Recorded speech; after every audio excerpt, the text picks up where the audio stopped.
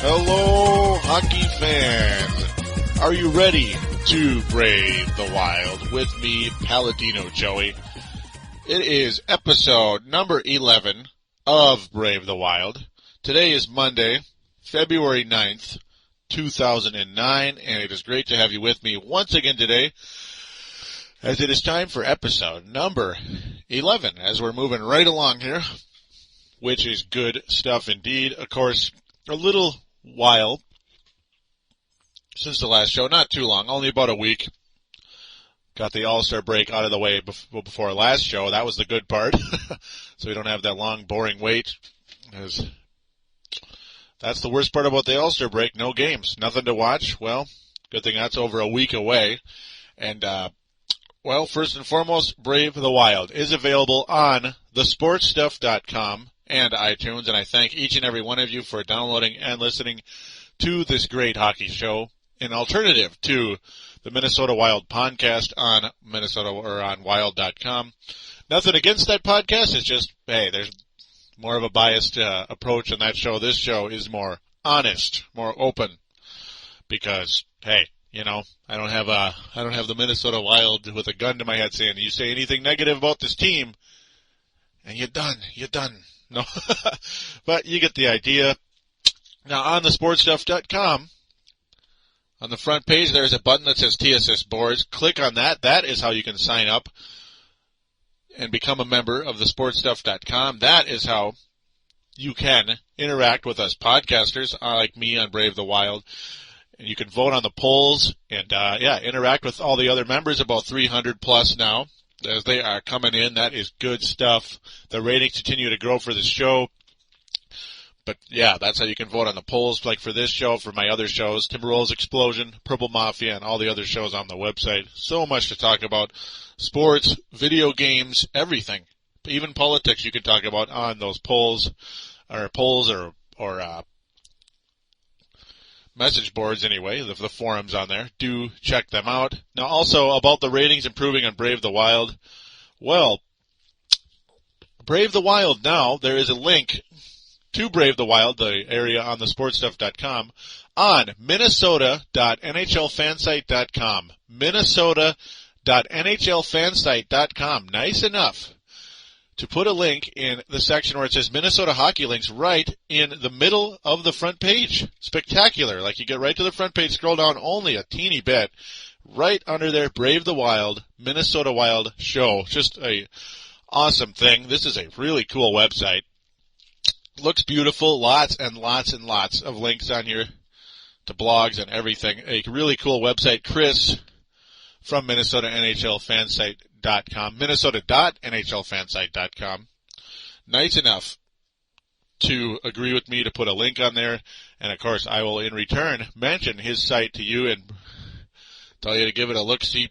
We're all working together, and it is some good stuff. We're even looking to try to get a deal together similar to what Timberwolves Explosion has on TimberwolvesPress.com, also an RSS feed on that. So we'll get to that soon, and stay posted on that. All right, well, other than that, we're going to get into some game reviews and a little bit of background news with the Minnesota Wild right after this. Here on the sportstuff.com, get on board the Viking ship with Purple Mafia. We will talk about the new Purple People Eaters and the best running back in the NFL, Adrian Peterson. This team is ready to make a move forward. Purple Mafia is available on thesportstuff.com, along with iTunes and MediaFly. Simply download and listen to the most honest and passionate Vikings coverage.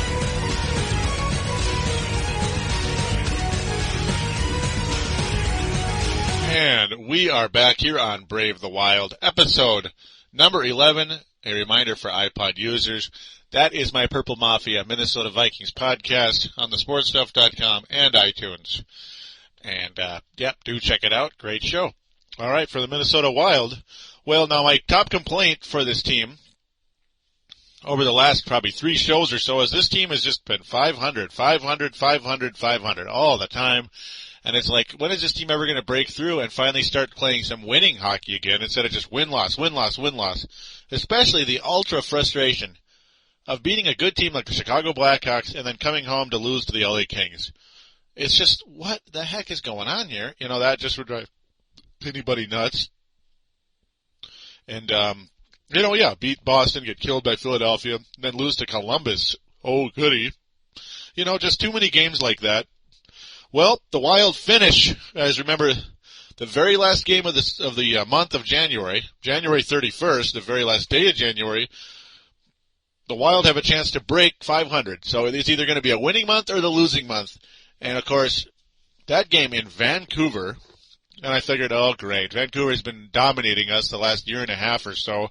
Great, we're probably going to finish with a below 500 month, just like December. It's like, oh, boy, 2 straight losing months.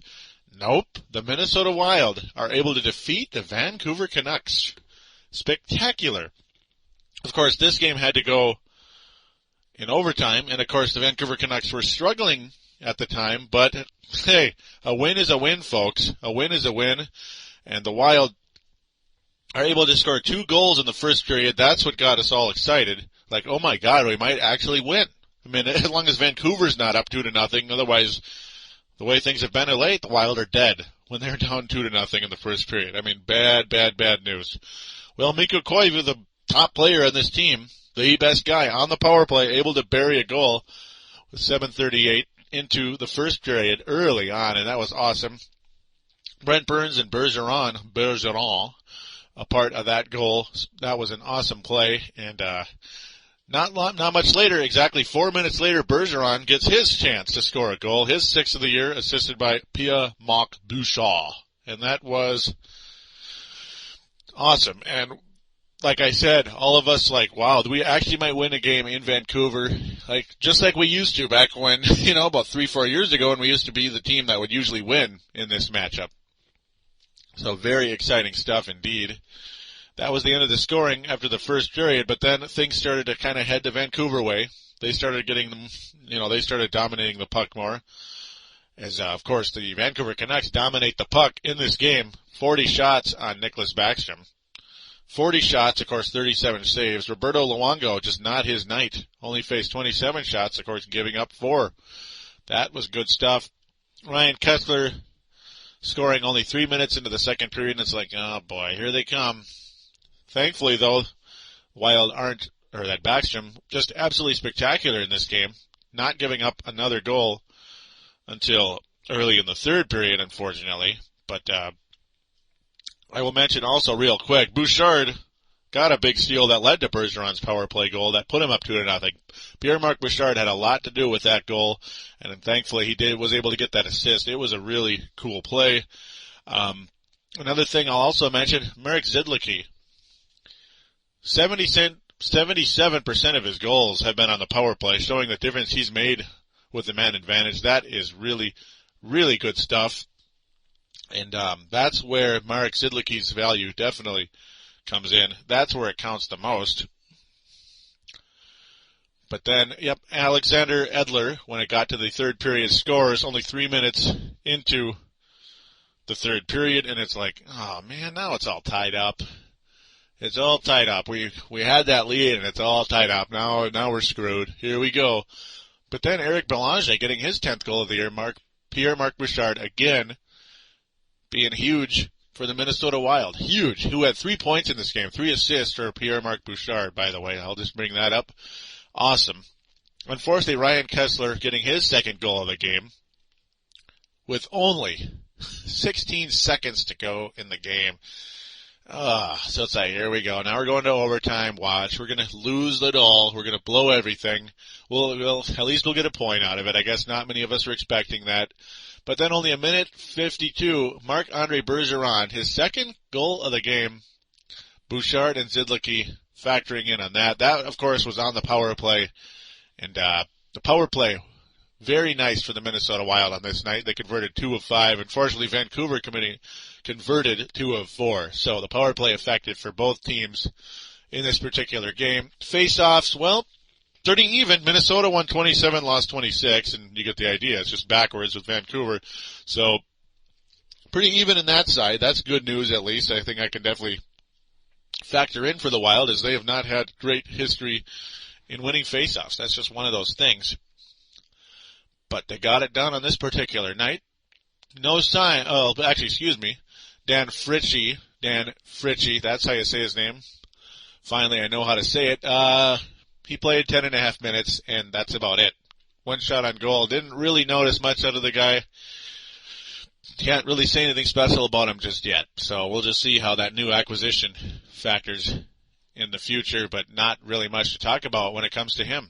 So the Minnesota Wild, thank God, they finished above 500 for the month of January. And by the way, in the 4 games that I'm going to talk about, that of course the first one of 4, the Minnesota Wild above 500. And on Wednesday, the 4th of February, so after Super Bowl Sunday, there was about 3 days off, Sunday, Monday, Tuesday, Minnesota Wild. Well, they are paid a visit by the infamous Anaheim Mighty Ducks. And even more infamous, Jean-Sebastien Giguère, not in the goal on this night. Thank goodness. And the Wild face Jonas Hiller, and he is pretty much the backup goalie there, but not so bad numbers, 11 and 14 this year, 2.17 goals against average. Nothing great though, nothing horrible. He's in his second year, he was undrafted. He's from Switzerland, not the greatest though, but the other goalie, Nicklas Backstrom, our goalie, our all-star goalie, 34, he stopped 34 shots. Hiller only faced 24 and the Wild win. That is the exciting part. Of course, it says 22 saves because it was an empty netter. Pierre-Marc Bouchard, the 3rd goal of the game. We'll get to that in a second. But Backstrom just absolutely awesome. Once again, the player of the game, just like he was in Vancouver. It's all about Backstrom and Koivu, folks. Backstrom and Koivu are the MVPs of this game.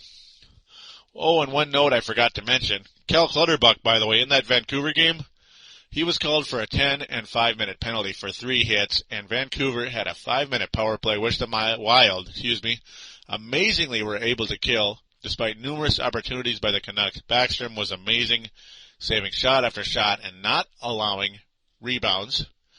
And that is a note I forgot to mention. I apologize, so thought I'd throw that in there. That was kind of a tough break for Cal Clutterbuck, but the Wild were able to shut down the Vancouver Canucks, and that was a huge statement indeed.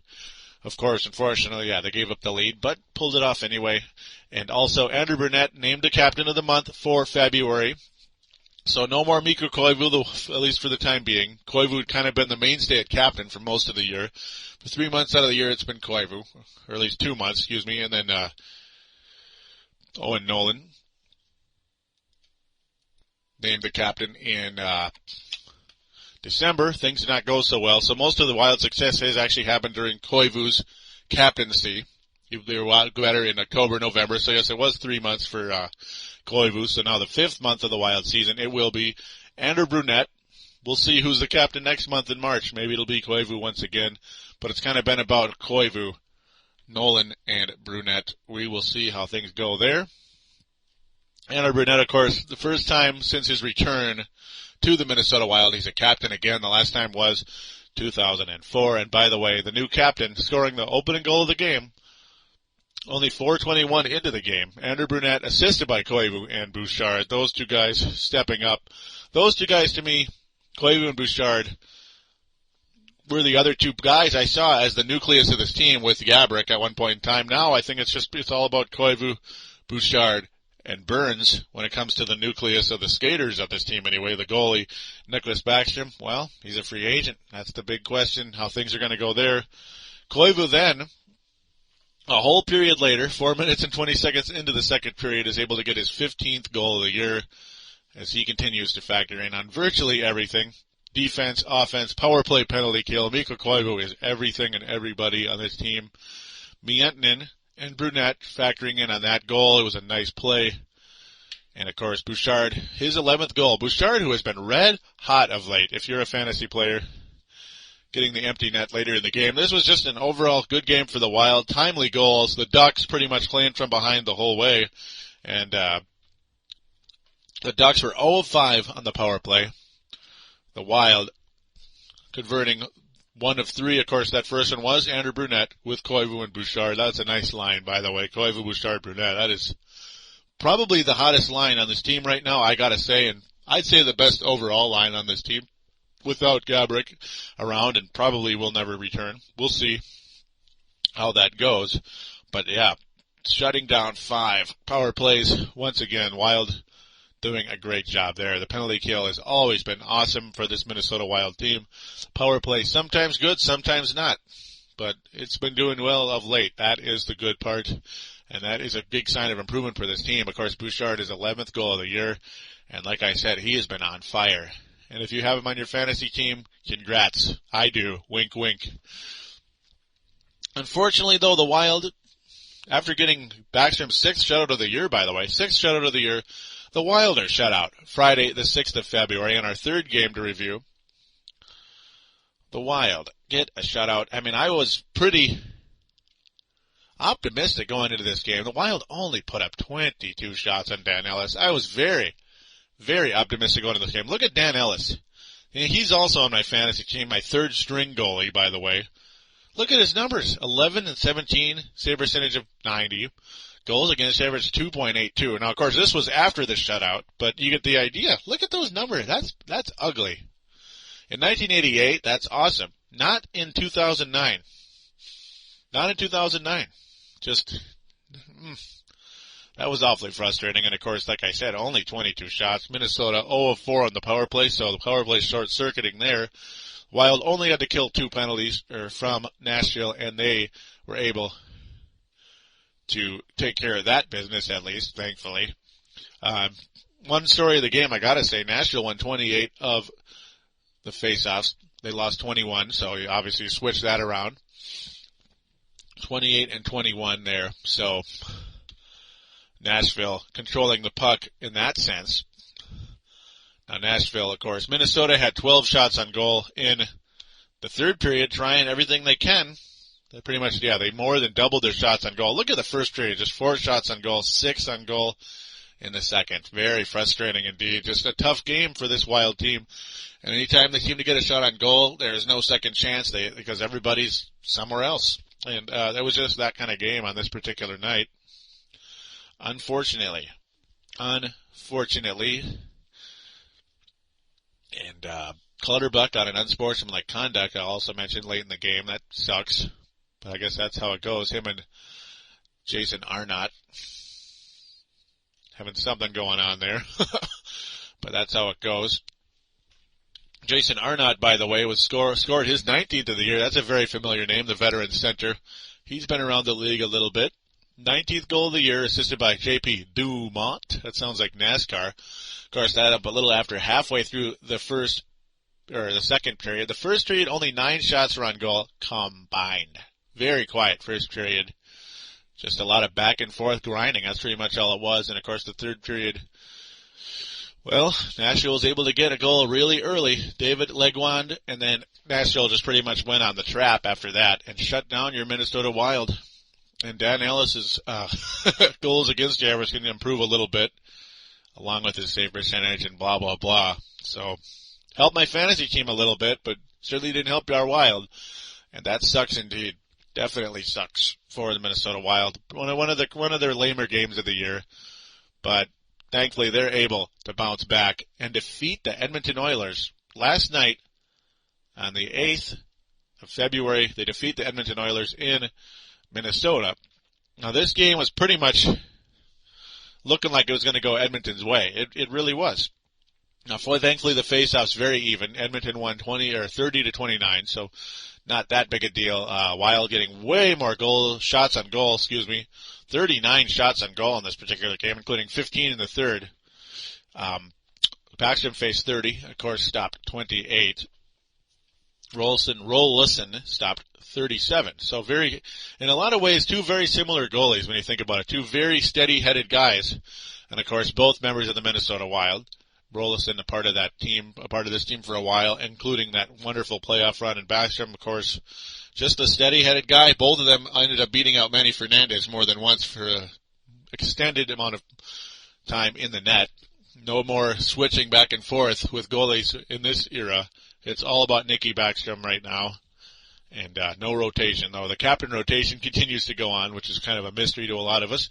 But anyhow, I'll stop rambling. Sheldon Sore getting his 14th of the year on the power play.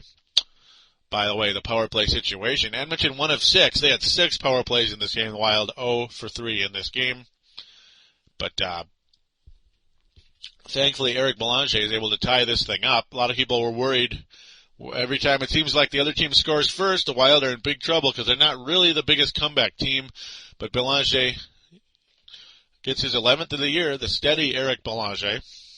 Nolan and Janssen factoring in on that one with under 2 minutes to go in the first period. Thank God. But in the second period, both teams put on a few shots on goal. 9 by Edmonton, 11 by Minnesota. Entertaining second period somewhat, but no goals for the Wild or the Oilers.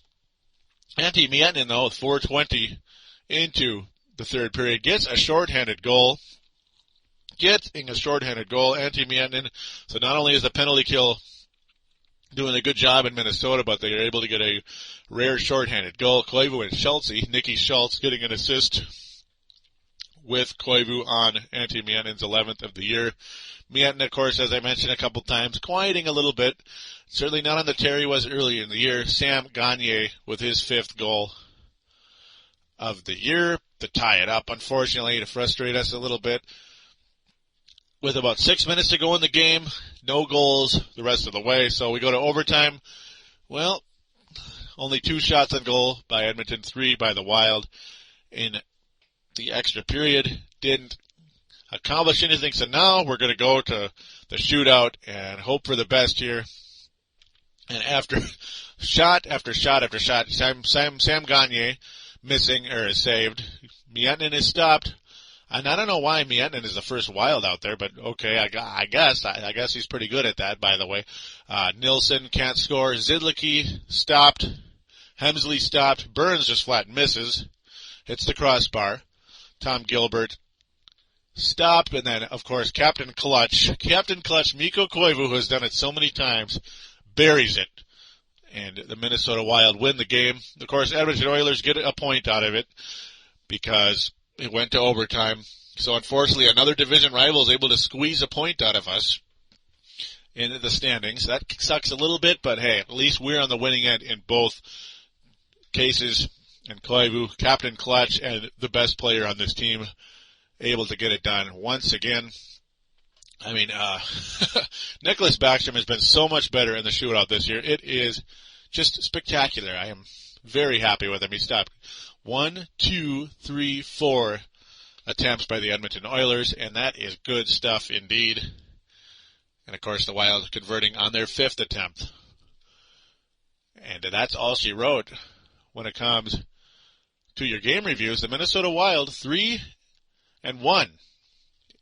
since the last show. Absolutely cool. And Wild hope for the best. They play the Colorado Avalanche Wednesday night. I will definitely be watching that game, keeping up with this team. And Thursday at Detroit, that'll be a tough one. So two of the famous rivalry once upon a time, Colorado-Detroit. Well, Colorado's a rival with us, and Detroit used to be a rival with the North Stars once upon a time. We haven't really been major rivals with Detroit, though. Of course, I don't think many of us up here in Minnesota are big fans of them. So we're going to have to see how that goes. Ottawa on Saturday. Well, we better win that one. Ottawa's having a very, very tough year, and that is quite unfortunate. I'm sure that'll just be the 3 games that I'll review in the next show, being there's a lot of time off there after that on the schedule. 4 games off until the Wild play Calgary, Thursday, the 19th of February. So that is your game reviews. With that, I'm going to take a short break, and we're going to talk a little bit about some Wild news and some Wild talkers right after this announcement. Here on thesportstuff.com, we're bursting in blue with Timberwolves Explosion. Timberwolves fans, your show has arrived at last as we bring in a new era with Al Jefferson, Kevin Love, and Mike Miller. We're available on thesportstuff.com and also available on iTunes. Download and listen to in-depth and detailed coverage of your favorite team. Show your true blue and join this explosion of Timberwolves basketball.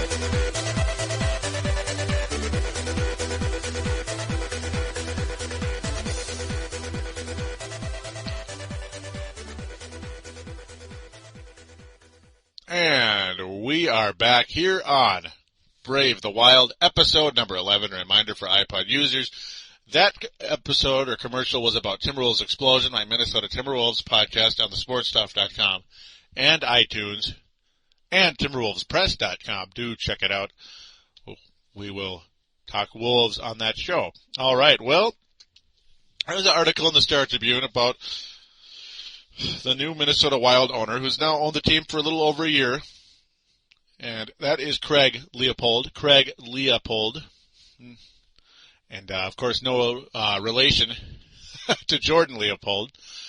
Leopold, of course, a Wisconsin native who was able to buy the team last year from Robert Negley Jr., the founder of this Minnesota Wild team, and instrumental in bringing the hockey franchise to Minnesota via expansion from the National Hockey League. Now, he is nervous. It says Wild owner nervous, but not about franchise. Now, that is because he is uppity and jumpy, always in his box at the games, in his suite, always up and down, jumping, because he's a big fan, basically, and he's saying he wants to turn all responsibility, though, to Doug Risebrough and Jacques Lemaire, and he's not worried about them. They also talk about how he had one GM and one coach during the time he was in Nashville. That is an interesting thought right there. A comment right here. There's also some talk about how he says the team is intent on re-signing stars and pending free agents Marian Gaborik and Nicklas Backstrom. A quote from Leopold: "I don't know why it seems like this year has been a very, very intense year," Leopold said. "It seems more intense than any other year I've had. It just seems like it's been an unusually difficult year." And last year was too, I thought, by the way. Of course, Leopold was the owner of the Nashville Predators for 9 years. After a 6-0-1 start to the season, a 10-loss December has put the Wild on a seesaw. Correct. Teetering between 6th and 11th in the conference from day to day. But Leopold said he still thinks the Wild is in a pretty good spot. Now, of course, it is so jam-packed in this Western Conference. Like they say, you could be in 6th and 11th today and tomorrow. I mean, it is just unbelievable. Comment here. I'm looking at this team on the ice right now, and I look at where we are relative to what I would consider the 7 or 8 teams we're competing with. And we're better than those teams. It's my hope that we make it. And I think Gaborik's going to be back in the end. I think that's going to help us. It's going to give us a little bump. I like our position. So he basically believes that Marian Gaborik is going to be a boost to this Minnesota Wild team as the playoffs come, or the race to make the playoffs come. He thinks that he will be the final piece to get us moving forward. We'll see about that. Will he even play? And does he even want to be here? He also now is going to comment on pending free agent Nicklas Backstrom, who is, of course, 30 years old and an all-star. Negotiations are going on. We like Nick Backstrom. He's a great goalie in this league. We want to have him here. He wants to be here. Hopefully we're going to work it out. That's really all I know. I would hope that we could get Backstrom signed, and I'd be surprised if we didn't. Backstrom said Friday, nothing's going on. Time will tell. So there's a little conflicting report right there. Very, very interesting indeed. So, Leopold said negotiations are going on. Nicklas Backstrom said nothing's going on. Alrighty. Very interesting. He also says, Leopold says, that's Doug's role and responsibility. He'll do what is best for his franchise in the long term, not just for the last 20 games. Well, I agree with that, but it's a very interesting situation as it goes, but also, yeah, as they say, he's confident with the current management of this team because he kept the same GM and coach during his entire tenure with the Nashville Predators. So a lot of people who thought that Leopold might be in a hurry to make a change might not happen, folks. Might not happen. So you might be disappointed if you'd like to see a change in management. We're just going to have to see what happens with that. I mean, you never know. You never know. With that, as it says right here, in 9 years owning the Nashville Predators, he had one coach, Barry Trotz, and one general manager, David Poile, and he plans to continue that stability in Minnesota. So yeah, we're just going to have to see what happens with that. Hate to disappoint you if that's not what you wanted to hear, but It is what it is, folks. It is what it is. I'm just happy that the team is starting to play better, as I'm sure a lot of you are as well. And, hey, if Gaborik is re-signed at some point in time, I'm not going to be too upset. I'm really not going to be upset at all if he is re-signed. If he stays healthy and wants to be here, he's a valuable asset. I mean, hey, losing him really would suck, as I've considered him elect man. He is the electricity for this team. Of course, I use that because the Wild play in Xcel Energy Center, the gigantic electric company here in Minnesota. So, and throughout the country, of course. But, yeah, I hope that Leopold's optimism, or that he has reason to have optimism, excuse me. I'm a little bit loopy here, sorry. He has a reason to have some optimism, and that it's not just a bunch of BS to encourage us Wild fans where in the end, we'll come up with no Backstrom and no Gaborik. If that were to happen, boy, tough road. Who would be the starting goalie? Who would be the starting goalie if we were to lose Nicholas Backstrom? They had better get cracking on that sooner rather than later, in my opinion, and I'm sure a lot of yours out there. Now, we're going to have a poll on thesportstuff.com, so this is a way for you to not just watch sports, get involved. So all of you that are listening, especially you new people that may be listening to this show for the first time, and welcome aboard. Thank you for checking me out. I hope you've enjoyed the show. Please, if you do like the show, rate me on iTunes. Simply on Brave the Wild, simply go to Brave the Wild on iTunes. If you have a screen name, please rate me and leave a comment on there. It would only help. I'd like to get some reviews on iTunes. Now, as I said, on thesportstuff.com in the podcaster section, click on Brave the Wild. The newest poll question is, what will happen with Gaborik and Backstrom? There are 4 choices, 4 simple choices. 1, both will be signed. 2, Backstrom will be signed, Gaborik gone. 3, Gaborik will be signed, Backstrom gone. Or 4, the devastating both will be lost. I personally have made a selection. It is Backstrom will be signed and Gaborik gone. So I'm assuming that one is probably going to win, but who knows? We might end up losing both of them because it sounds like Backstrom will command a lot of money, being he is truly an elite goalie. And that Gaborik, in all, in all estimations, is done in Minnesota. So we're just going to have to wait and see what happens. Please do check that out. I have a MySpace for Brave the Wild. It is myspace.com/Brave the Wild Paladino. There, of course, just one word. Excuse me, I cannot talk today for some stinking reason. myspace.com/Brave the Wild Paladino. Do add me on MySpace. That would be much appreciated. And don't forget to join, if you have a Facebook, join the group Paladino Live Productions. More than would be appreciated if you were to join that. I would love it. Thank you again for listening. I'm going to wish you all a good week. Hopefully the Minnesota Wild can stay above 500 in February. That would be terrific. We'll talk to you soon.